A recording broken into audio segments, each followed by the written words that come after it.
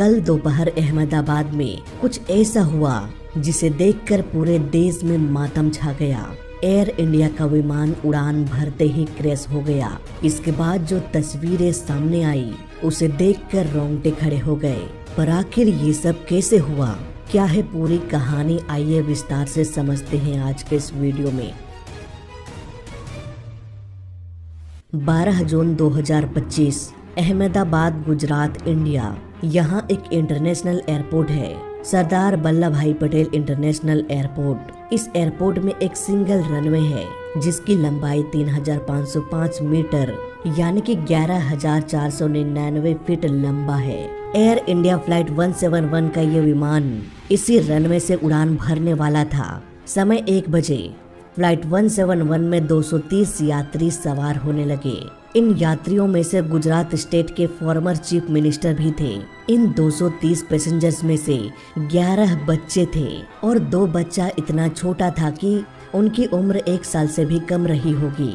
धीरे धीरे सारे पैसेंजर्स प्लेन में सवार हो गए। इन पैसेंजर्स के अलावा 2 पायलट और 10 क्रू मेंबर्स थे। इस प्लेन को कैप्टन सुमित सबरवाल और फर्स्ट ऑफिसर क्लाइव कुंदर उड़ाने वाले थे। इट मीन्स प्लेन में कुल 242 लोग सवार हो गए। चिलचिलाती धूप, करीब 35 से 40 degree Celsius. Ground staff passengers के लगेज को कार्गो होल्ड में डाल रहे थे। सारे इंस्पेक्शन के बाद एटीसी ने प्लेन को रनवे 23 से टेक ऑफ करने का परमिशन दे दिया। अब धीरे धीरे प्लेन को पुशबैक किया गया। इसके बाद ये रनवे की ओर निकल गया। देखते ही देखते प्लेन तेज गति से रनवे पर रन करते हुए रनवे को छोड़ हवा में ऊपर उठने लगा और धीरे धीरे ये अपना एल्टीट्यूड गेन करना शुरू कर दिया। 400 फीट, 500 फीट। तभी प्लेन में कुछ गड़बड़ी हो गई। ये प्लेन ऊपर उठने के बजाय नीचे की ओर गिरने लगा। पर क्यों और कैसे, ये किसी को भी नहीं पता था। प्लेन के टेक ऑफ करने के महज 30 सेकेंड्स बाद ही ये प्लेन बीजे मेडिकल कॉलेज के छत से टकरा गया। यहीं पर प्लेन का टेल टूटकर अटक गया और प्लेन के बाकी का हिस्सा कुछ और घरों को तोड़ते हुए क्रैश हो गया। अब क्योंकि प्लेन के टैंक में भारी मात्रा में फ्यूल भरा था, इसलिए क्रैश के तुरंत बाद भीषण आग का गोला आसमान में फैल गया। आसपास मौजूद लोगों ने इस पूरे हादसे को अपने कैमरे में फिल्माया। बहुत से लोगों ने उन क्लिप्स को मुझे सेंड भी किया और यकीन मानो दोस्तों, उसे देखने के बाद मेरी रूह तक कांप गई। ऐसी तस्वीरें और ऐसी जली हुई तस्वीरें सामने थी कि मैं उसे यहाँ पर दिखा भी नहीं सकता। फायर फाइटर्स की गाड़ियाँ आग बुझाने के लिए पहुँच तो गई, लेकिन उन्हें भी बहुत लंबा समय लग गया। घंटों तक रेस्क्यू का काम जारी रहा। चारों तरफ बस चीख पुकार थी। मैं हमेशा से अपनी वीडियोस में एक बात कहता हूँ कि प्लेन क्रैश की वजह से लोग नहीं मरते, बल्कि क्रैश के बाद लगने वाली आग लोगों को जिंदा जला के मार देती है। और ऐसे भीषण आग में हर कोई लाचार हो जाता है। अगर कोई यात्रियों को बचाए भी तो कैसे बचाए? जब तक आग नहीं बुझेगी लोगों को बचाया नहीं जा सकता, और जब तक आग बुझेगी तब तक बहुत देर हो चुकी होगी। अभी तक मिले रिपोर्ट के अनुसार 242 लोगों में से सिर्फ 1 शख्स ऐसे हैं जो इस हादसे में जिंदा बच गए। उन्हें बस थोड़ी बहुत चोटें लगी। क्रैश के बाद वो अपने पैरों से चलते हुए बाहर आ गए और ये कोई चमत्कार से कम नहीं है दोस्तों। अभी जब मैं ये वीडियो रिकॉर्ड कर रहा हूँ तब तक एक ही यात्री के बचने की जानकारी मिली है। अनुमान लगाया जा रहा है कि इस हादसे में 269 लोग मारे गए। प्लेन में सवार लोगों के अलावा ग्राउंड में 28 लोगों के मरने की पुष्टि हो चुकी है। ये एयर इंडिया बोइंग 787 का पहला ऐसा हादसा है जिसमें पूरा का पूरा प्लेन तबाह हो गया। हम प्रे करते हैं कि हादसे में मारे गए सभी लोगों की आत्मा को शांति मिले। बात करें ग्राउंड में डैमेज की तो प्लेन एक मेडिकल कॉलेज के हॉस्टल के बिल्डिंग से टकराया और इसने कैंपस के अलग अलग बिल्डिंग्स को नुकसान पहुंचाया। और जिस तरह से उस एरिया में आग लगी, एक छोटा तिनका भी नहीं बचा। अभी तक के मिले रिपोर्ट के अनुसार 269 बॉडीज को रिकवर कर लिया गया है। वहीं एक 40 साल के ब्रिटिश सिटीजन अकेला जिंदा बचा जो उस प्लेन में सवार था। वो प्लेन के सीट नंबर 11A पर बैठे हुए थे, ठीक इमरजेंसी एग्जिट के 1 सीट आगे। इनके भाई भी उसी प्लेन में सवार थे, पर अफसोस उनकी जान नहीं बच पाई। ऐसे ही सैकड़ों लोगों की कहानियां इस हादसे में दफन हो गई।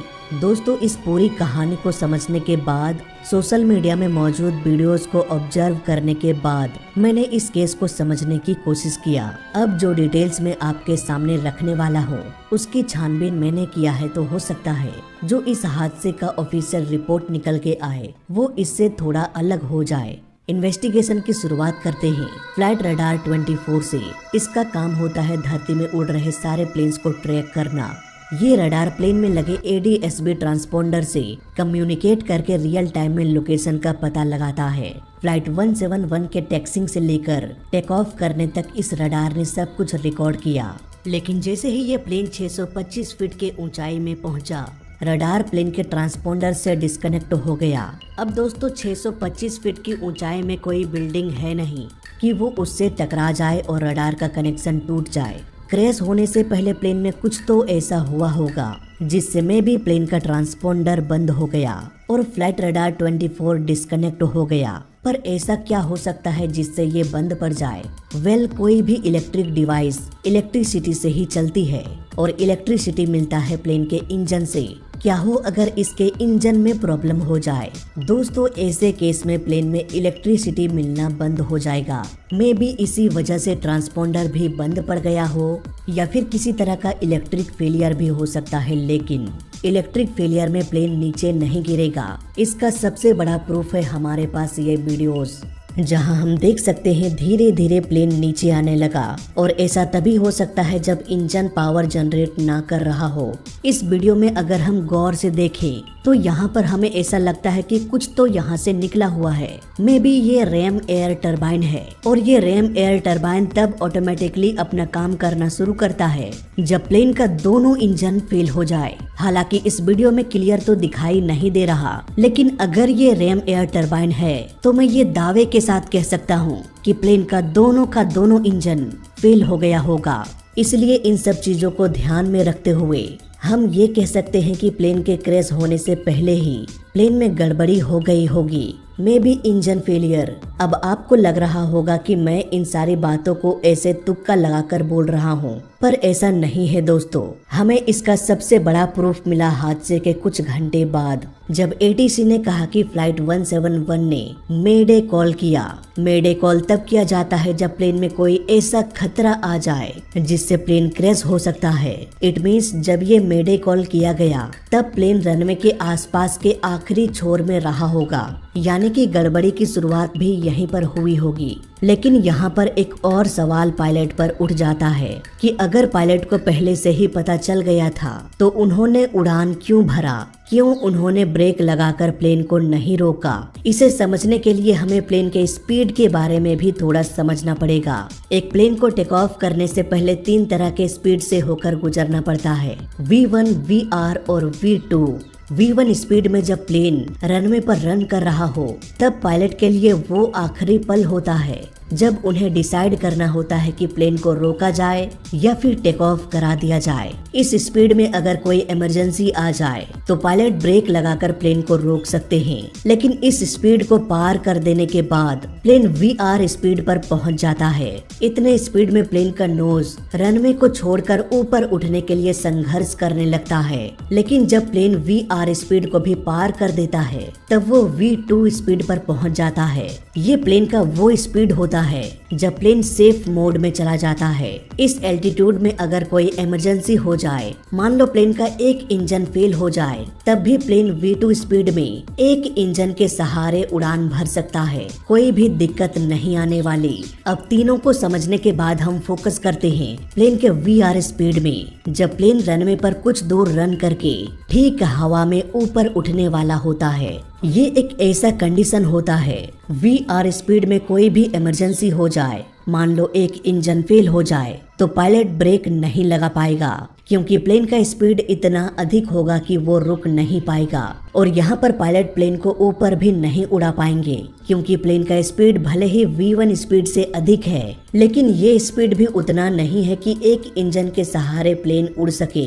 दोनों ही केस में प्लेन क्रैश हो जाएगा। इसलिए टेक ऑफ के दौरान प्लेन में सबसे बड़ा खतरा तब होता है जब प्लेन VR स्पीड में हो। न तो पायलट ब्रेक लगा पाएगा और न ही वो प्लेन को ऊपर कवर उठा पाएंगे in case of one engine failure. अगर हम एयर इंडिया फ्लाइट 171 के पूरे केस को समझे तब हमें ये समझ में आ जाएगा कि अगर एयर इंडिया में इंजन फेल हुआ होगा तो वो इंजन फेलियर उसी वक्त हुआ होगा जब प्लेन VR स्पीड में हो, यानी कि रनवे के लगभग आखिरी छोर में, और ठीक उसी वक्त पायलट ने मेडे कॉल भी किया था। It means plane VR speed में रहा होगा, एक इंजन में प्रॉब्लम हुई और फिर ये प्लेन ना तो टेक ऑफ कर पाया और ना ही पायलट ने ब्रेक लगा पाया।